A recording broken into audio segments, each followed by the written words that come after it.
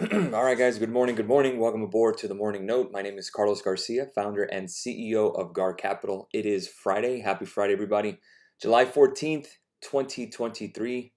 Thanks for taking the time out of your day to join me this morning. Every morning, 9 a.m. Eastern Standard Time. One quick announcement. No Morning Note on Monday or Tuesday. I will be out on vacation for the weekend. So I will be back on Wednesday for YouTube for you guys. The staff will be taking care of the Discord as always, the blog and all that. So it'll be very seamless. You won't know the difference other than no YouTube on Monday and Tuesday. So just a heads up. And again, if you are someone that, not all about scheduling, just turn on the notifications button. There's a little bell icon. Click on that, and then you'll get notifications when we are live, as always. And if anyone is on the Discord server, you already know that I'll be out by then. I'll send you guys another reminder. One more housekeeping note, the recap of the week and the recap of the session week preview next week. I'm going to go ahead and do that after the bell. That will be posted later this evening. So we're going to recap all the action this weekend. It was a resilient one, I must say. After a tough week last week, to come back and go 10 for 10 with options. We're going to go over each and every one today after the bell, and we'll see how we did. Okay, Dow futures up 177 points. I put a thread out there last night saying that due to UNH, United Healthcare, and JPM reporting, United Healthcare is about 8.66% of the index weight of the Dow. And I said, tomorrow is either going to be a big day up for the Dow or a big day down for the Dow. Obviously, I don't know UNH's earnings in regards to that. I know the earnings just came out. We'll go over that. But in regards to, I didn't know what the expectation was. I'm not on the board of UNH. Just an investor. So with that being said, we did get a pop higher, 179 points. That's because of UNH and JPM this morning. NASDAQ is flat this morning. S&P is slightly green. Most of that's going to be the financials. And again, that's not adding a ton. We're at 45.50. That was my resistance that I had yesterday. We closed out the NASDAQ futures long. We closed out the S&P futures long as well. We'll go over that on the recap as well, so I won't bore you guys too much. Russell 2000 futures 1963, that's flat. So think of the market as just flat with UNH and financials moving higher, and that's carrying the Dow. The dollar index below 100, that's what we wanted, 99.90. We know what the next target is. I believe it is 96. And that's going to take some time. We're going to go over the game plan together as well. So I'm going to do that rather quickly, and I'll expand on that on the recap session. The volatility index, the VIX, at 1369, up 0.59%. 10-year Treasury yields 3.789. Crude oil, we got out of those longs ahead of CPI. I had held the longs. So again, we gained about $2 on that contract on the long crude oil. It was a break of 75. We played. So 76.88 currently down slightly. Gasoline, same thing, $2.67. Gold futures, again, the dollar is going to continue to fall. Gold is going to continue to grind higher. So that'll get you to 2,000. We can take a look at that rather quickly here. Let's see, Goldman Sachs. Not Goldman Sachs. We're going to talk about Goldman Sachs. Don't worry. Let's take a look at gold. And you're probably saying to yourself, well, Carlos, why would gold go higher if the stock market is going higher? And again, it's the dollar. That's all it is. It's just the dollar. So we're above the 20-day. That's a really good sign. Obviously, we have this resistance here above the 100. So again, I'm going to go ahead and wait for about 1972, 1970. Let's call it 1971. Why am I putting that level? Because then I want to go ahead and go long gold up to 2,000. So that would be my target. So around 30 points on gold, or $30 on gold is the potential gain. Again, it's just the basis of the dollar. So again, let's see if we get above 1971. If we do, I definitely want to go long back to this magic number of 2,000. That'd be my TP. So again, that's really based on just the dollar, guys. Again, dollar-denominated commodities. When the dollar itself goes down, what do you think is going to happen to those commodities? 98.95 is the next target. After that, we have 94.65. I don't think we get to 94.65 by the end of the year. By next year, more than likely. 98.95 is where I'm seeing us going. And again, guys, it's not very volatile. Obviously, this being weighed into account. but we're starting to see some real deflation in import prices paid. So we just put that information up as well. So we'll go over that as well. So let me go ahead and go over some questions rather quickly. Good morning, Zoom Balloon. Morning from UK. Top of the morning to you. Coin ripping while Bitcoin isn't really moving. Same thing, Zoom Balloon. We played Mara. Mara as well. We knew where we were going, and we're still breaking out. It's not like, you know, this is done with. So now we just have to go ahead and see what the next step is on Mara. So Mara has been the easier, I can't say easier, the better trade for me in terms of trading the crypto brokers or miners, Riot, Coinbase, those guys. But Mara has been the one for me. So let's go ahead and take a look at Mara. Mara, we have another gap to fill right here at 2601. So I see us going higher. The question is, do we hold this support of around 1831? I'm going to keep an eye on the volume for Mara, but I still say we got more to go. And I still say we get to around 2602. If we break that, we're probably going to get to 31. The only problem is now that your resistance becomes your support. And again, we tend to get a little chopped up back and forth, back and forth. Not easy for options traders, but if you hold on to it, it's very lucrative. At least it has been. But you could see we had that break here on this daily candle settlement at 1827. Let's see if we can pull back to 1827 on a retest with high volume. And if we hold at least above 18, I want to go long Mara to target 26. We don't have to play the 26 calls. We could do the 20s or the 19 and a halves or the 19s. Again, the idea is just to rinse and repeat, master the chart, and see where we go moving forward. Mara thoughts, there you go. Soothing Sounds knows what's up. I'm already on top of it. Good morning, JJ. So BlackRock earnings got to be good for the market. I mean, we've been saying markets, the market bottom was in October. So pardon me if I'm not a little too excited. This is stuff that we've already been saying was going to happen. Again, we talked about the summer inflation reading being the highest point of the data point. And then you take that one off. Again, the rollover of the statistics alone is going to bring down inflation. And again, obviously, it does help that actually inflation is cooling. But that was expected. For the Q1, we did a video call with Investment Club talking about lower dollar, lower yields, and lower inflation. So far, 2 out of 3, we will get lower yields coming. I didn't finish around the horn. My apologies. Silver up 0.32%. Euro dollar 112.18. I believe Forex still has that open. 138.96 on the dollar yen. That is up 89 pips.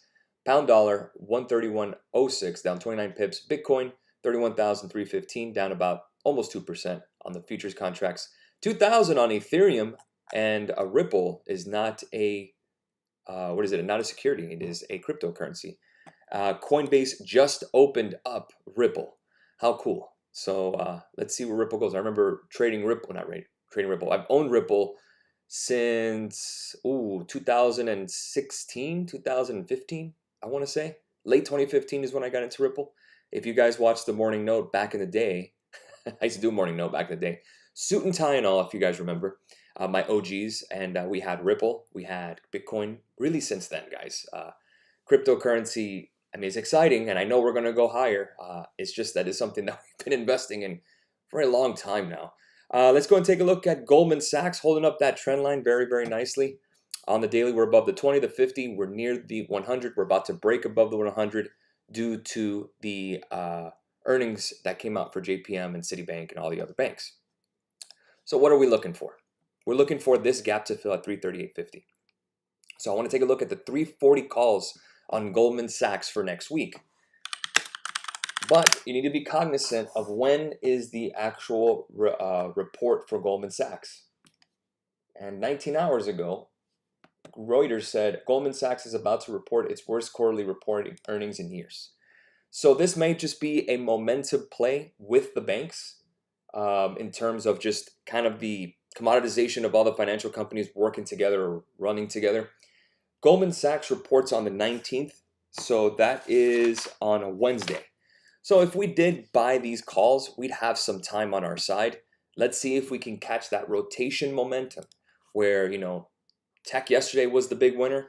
Maybe today will be banks. Maybe today will be those financials, and they'll catch a bid while maybe tech kind of chops around for a little bit. I mean, we've had a really, really great run. Netflix at 52-week highs. That's right. We know the drill. I mean, this week it was really just pick your horse and see which one how it went. Tech stocks did well, obviously, and we played some other things, JPM, Mara. So it wasn't just only tech stocks either. Let's go ahead and go over the earnings together. Let's see if I can find that here. United Health, $6.14, beat the estimates. That is up this morning, $92.9 billion in revenue. Adjusted EPS also beat. Fiscal year EPS also beat expectations. Stock inflows accelerating past 7 weeks. The largest inflow in 4 weeks to tech, $2 billion. The largest outflow from healthcare is in 5 months, $1.1 billion. So what you're getting is rotation. All the names that were doing great in 2022 are not doing great in 2023. All the names that were hammered in 2022 are now doing great in 2023. It's called cycles. Rinse, repeat. When you get lower rates and you get a lower dollar, tech and higher yielding assets are going to gain in value. Last year, names like Energy, UNH, and again, they're going to bounce. It's not like it's going to stay where they are forever. But again, you're talking about the environment doesn't support, at this very moment, a demand for value stocks. So again, you'll get value stocks bidding. UNH is bidding today, yes. But it did break down on the daily as well. You know, banks as well, they're starting to bounce back. Other than JPM, which has been, in my opinion, the best bank to invest in. And we've been owning that for a while. And Jamie Dimon also knocked it out of the park again. Let's take a look at it. $3.62 was the estimate on EPS. $4.75 for Q2 was the beat. 42.4 billion managed revenue versus 37.1, up about 3% this morning. Here's the quote from the CEO himself. U.S. economy continues to be resilient. Consumer balance sheets remain healthy. Wells Fargo also beat expectations of revenue, and they also repurchased 100.2 million shares. JPM is up.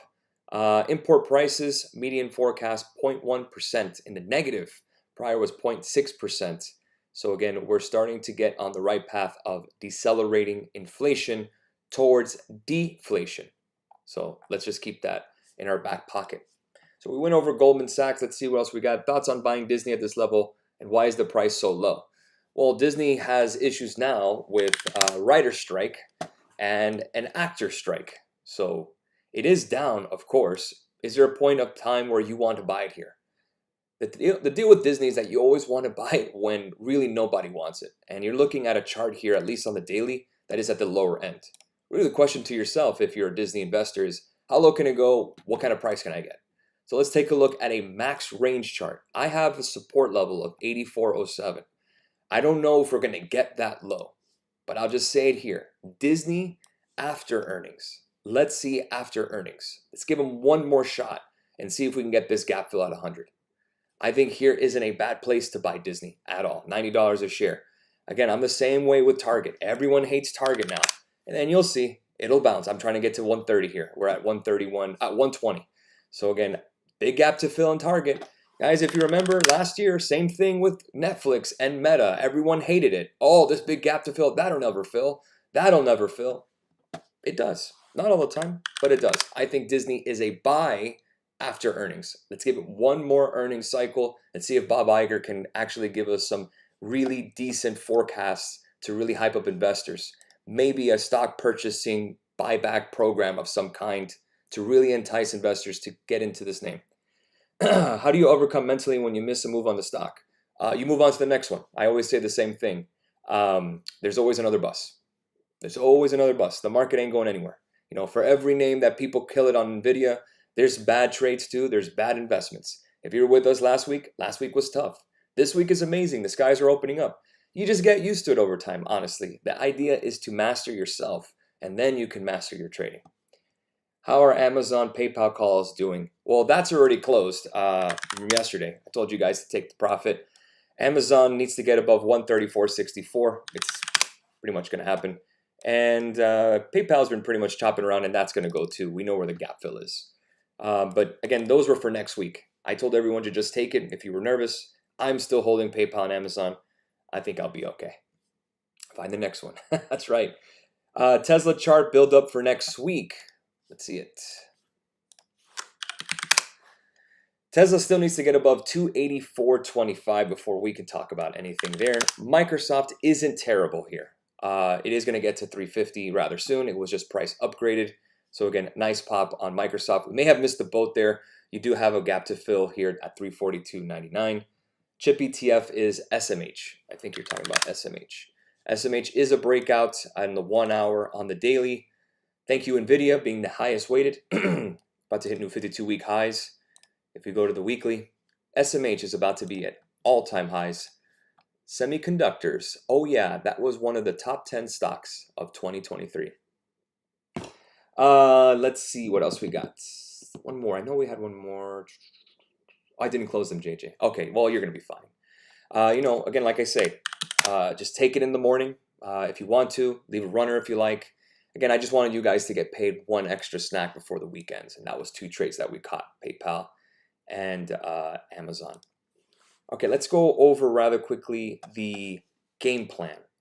Kind of a game plan preview for next week. Granted, I'm not here Monday and Tuesday, so let's go over it. I know I tagged it here. I had a member on Premium that was asking about it. Let's see if I can find it. Here's the game plan.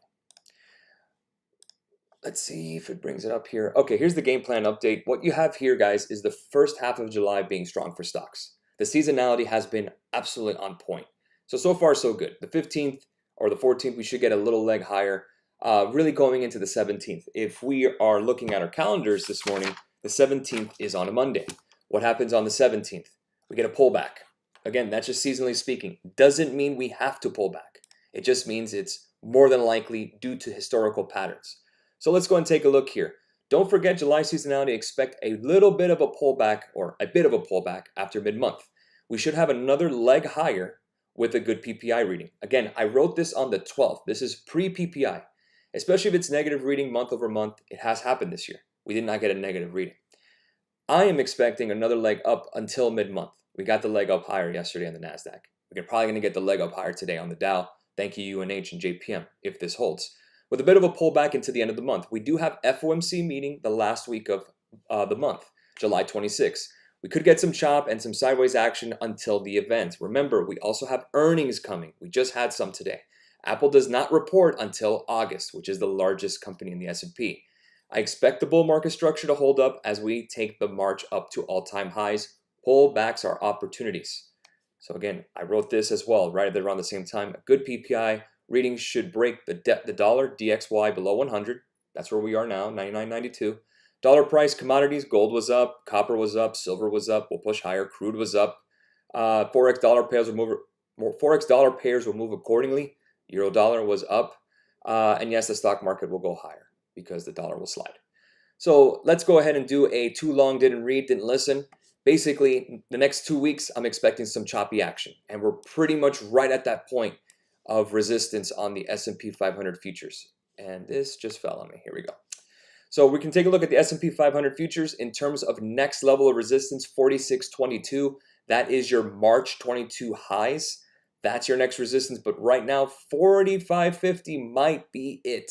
And we may just kind of hover around 4,500, maybe retest 44.54, which is that 20-day moving average. As you have noticed, every pullback has tested that 20-day moving average. We have not been below that average since May.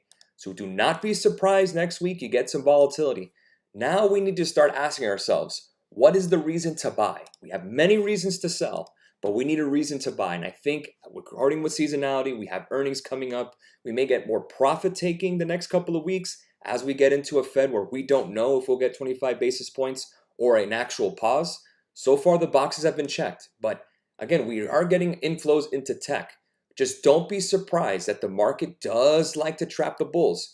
Keep an eye on the RSI. This is the relative strength indicator. We'll add the study rather quickly. And again, it doesn't mean I don't think we're going to go higher in the S&P over time. I'm just talking about short term, next week, and the next 2 weeks. So we're going to go to portfolio study, momentum study, excuse me. We're going to go to RSI. RSI is officially at oversold. Every time we have seen a pullback, RSI is oversold on the daily. We may not want to test this theory in terms of buying up here. I do like Goldman Sachs. Yes, that's one. Other than that, I'm really taking a look to take out profits. And I do think we pull back into next week. Again, heavy RSI. We're at a reading of 71.97. Doesn't mean we can't be more overbought. We can get to 4,600 and be at an 80 RSI or 45.80. But the expectation next week and the week after, leading up to the Fed, is choppy and lower. Retest the 20, 44.54, see if we hold, give us an opportunity to play the end of the month rally. Take a look at the NASDAQ futures, 71.53. That is an oversold reading. And again, we have been oversold before, and we reject sometimes. We have been overbought or more overbought. Doesn't mean it can't be more overbought is what I mean. So again, could 16,000 come? I guess. Really, that is your next resistance. But 15,707 was kind of my target moving forward. That was the levels of September 2021 and where we pulled back into October. So again, just looking at the patterns in terms of the charts, ES and NQ, S&P 500 futures, NASDAQ futures, SPY, Qs, whatever you want. QQQ, overbought on the daily. Again, we have been here before. SPY, overbought on the daily. How about IWM? Getting near overbought. We also have a gap to fill to the downside. So if you need the money today, if you need some cash and you need to take out some profits, today is the day to do so, in my opinion. If we go higher, so be it. Fine, we'll play calls. But the expectation, at least from the game plan, in my opinion, is sideways action, falling back a little bit, some profit taking, some little overbought conditions, not a big deal. And if you really want to see the dollar, how about the dollar most oversold since, oh my God, 2020? Yeah, 2021. Or was it so 52 weeks? 52-week oversold. How about the weekly? Getting pretty close to oversold conditions back from 2021 on the DXY on the weekly chart. So I expect the dollar to have a dead cat bounce.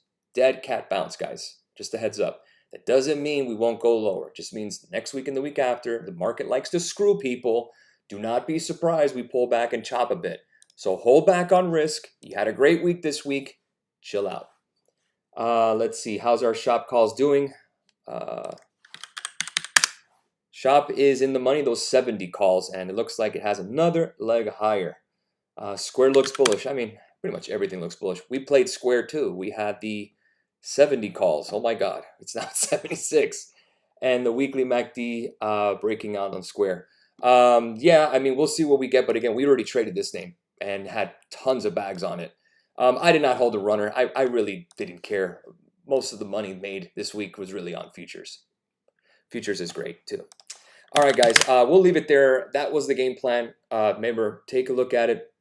Replay this video whenever you want, but that's my expectation. I'm not always right. I never claim to always be right. Just want to give you the information, weigh it the way you want, and see how we do. Have a great rest of your day. No morning note, Monday and Tuesday. I'm on vacation. No screens, rest and relaxation, much needed. And then later today, I will get you guys the recap of the week, and it's going to be a good one. It's redemption time from last week. This week was great. Can't wait to talk to you about it. Have a great rest of your day. Cheers.